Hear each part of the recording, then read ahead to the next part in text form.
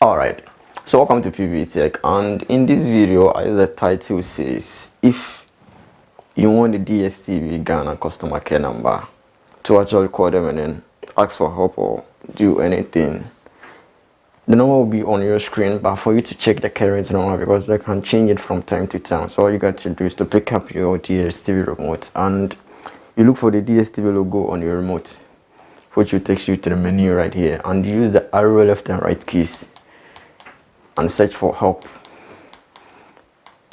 Alright, so when you find help, come down to the first option, press OK on it, and here use the arrow left and right keys, search for the call centers over there, and then come down to search from the list, G column, where you're gonna find the Ghana number over there.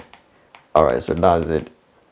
+233 302740 and you have to make sure that you have enough airtime before trying to call them, because they're gonna deduct the same as calling any other number. The fact that it's an office number doesn't mean that they will not deduct, so make sure that you have enough airtime before calling them.